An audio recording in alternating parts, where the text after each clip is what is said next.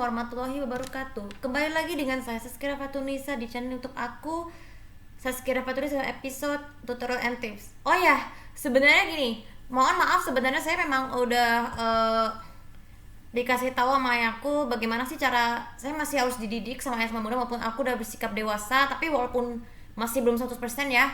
Jadi maksudnya gini, kita tahu kalau kita sebagai anak autistik pasti pemikiran kita kan akan selalu salah. Selain kita berpikir sama yang benar tuh, kita juga harus berperhitungan secara sendiri. Oh gimana nih, misalnya nih bunda meminta tolong perbaiki TV. Nah itu kan tinggi. Jadi makanya aku pikir naik ke atas meja yang di ruang keluarga kecil itu. Ternyata kata ayah aku bilang itu bayangkan meja itu gak kuat, makanya kalau setiap kita naik ini pasti pecah. Nanti alhasil resikonya adalah aku gak akan bisa pakai laptop lagi, walaupun ya mas paling seumur hidup, atau kalau misalnya sikapku udah berubah seumur hidup harus dihapus. Tapi saya masih harus menyelesaikan setengah halaman dari mushaf tulis semuanya ini. Tapi sebenarnya saya masih takut.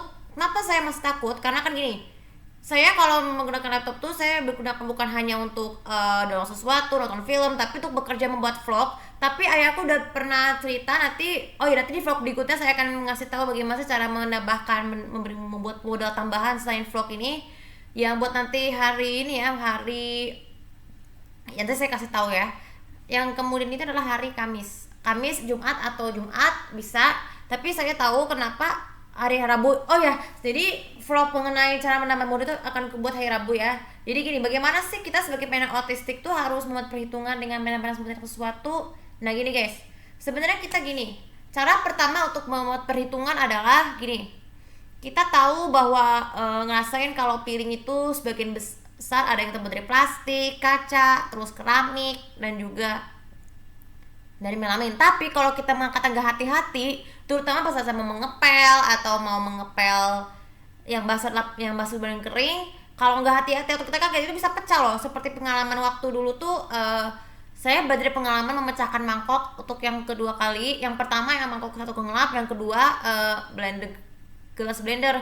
Jadi akhirnya aku ditegur kenapa bisa seperti itu, karena aku nggak buat perhitungan bahwa sadar tuh bahwa hampir semua peralatan dapur itu terbuat dari kaca. Jadi makanya kalau kita bertindak sesuatu harus mikir dulu, perhitungan dulu kondisi barang-barangnya, apakah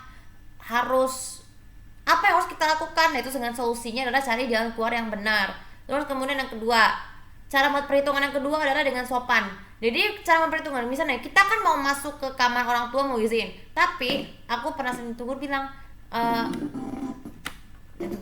tuh gini, teh lain kali kalau masuk kamar orang tua harus diketok dulu. Kenapa harus diketok? Karena kan ini kan rumah kamar orang tua nih, kita nggak boleh sembarangan masuk ke kamar orang tua tanpa izin, kecuali kalau ada perlu untuk mengetok pintu dulu. Apalagi saat orang tua yang mau tidur, kita juga tetap ketok pintu baru boleh dibuka. Kenapa bisa? Supaya biar sopan, karena agar tidak memalukan, bukan hanya untuk orang lain tapi juga untuk diri sendiri.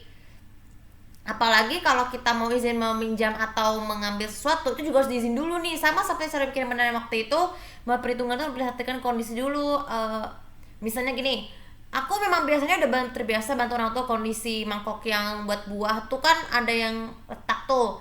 Perhitungannya apa kan sadar tuh kuat, apa sih aku ada perbaikinya. Jadi kalau misalnya lagi gak baik ya udah, gak usah perbaiki ulang-ulang, takut menghabiskan selotip tuh.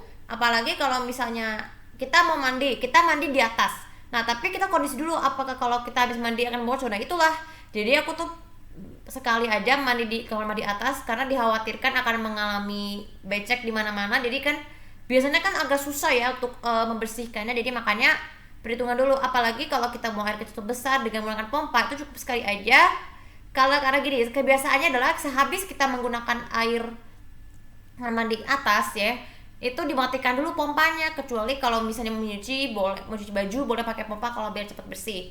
Kemudian cara perhitungan yang ketiga adalah ini. Buat perhitungannya adalah selain izin, pantau semua keadaan.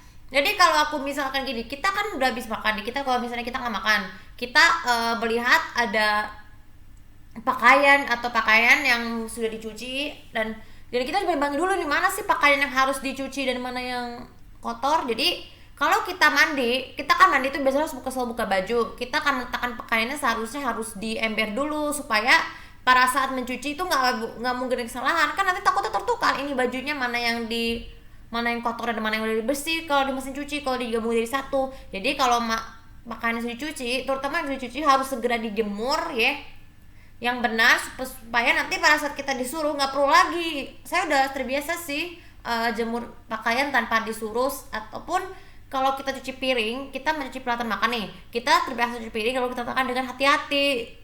Kecuali kalau untuk gelas kaca yang buat tamu itu kayaknya agak susah, jadi harus berekstra hati-hati, karena kalau jika tidak itu bisa berakibat pecah, yang paling resiko seperti saya bilang tadi. Sebenarnya rasa trauma selama tidak menggunakan laptop emang masih ada sih, karena takut dikhawatirin saya nggak bisa kerja pakai vlog gitu. Mana mungkin sih aku bisa langsung grounded. Nah gini nih, terus yang keempat, perhitungan itu adalah melihatkan barang milik orang lain.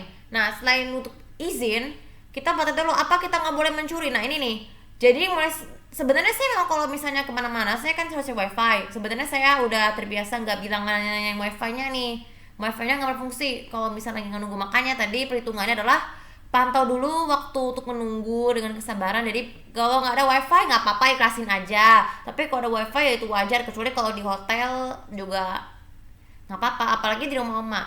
Dan yang terakhir, yang kelima adalah bagaimana membuat perhitungan di rumah orang lain. Nah gini, nanti di vlog hari Kamis saya akan menceritakan pengalaman membantu pekerjaan nenek aku ya. Jadi kalau misalnya ada piring kotor, kita lap dulu, terus bertanya dulu sebelum bertindak. Ini piring mau taruh mana? Nah akhirnya aku ngakuin. Jadi inilah bagaimana cara membuat perhitungan di orang lain adalah tetap bertanggung jawab. Apalagi kalau pakaian yang sudah dicuci, dijemur di lantai atas ya, di lantai atap ya. Itu termasuk di mana nenek aku. Oke, nanti saya akan buat vlognya nanti. Oke, itu aja tuh video kali ini, semoga bisa bermanfaat. Dan sedikit pesan nih, jadi membuat perhitungan untuk diri orang lain ini sebenarnya berkaitan dengan sikap, cara berpikir yang baik dan benar sebelum bertindak melakukan sesuatu agar terjadi kesalahan yang bisa menimbulkan resiko ya. Resiko akan merasa lebih grounded ya, lebih grounded itu lebih istilahnya adalah dihukum. Tapi sebenarnya hukum tuh punya banyak istilah bahasa Inggris, ada punishment dan grounded. Punish itu sebenarnya adalah hukuman yang bantu suatu pekerjaan dan tidak melakukan apa-apa, dan kalau grounded itu kita hukuman yang lebih berat, itu adalah grounded yang membuat diri kita tuh tidak melakukan apa-apa. Oke, untuk video kali ini semoga bisa bermanfaat, dan jangan lupa seperti biasa untuk komen, like, dan subscribe di bawah ini untuk mendapatkan info lebih tentang aku. Terima kasih. Assalamualaikum warahmatullahi wabarakatuh.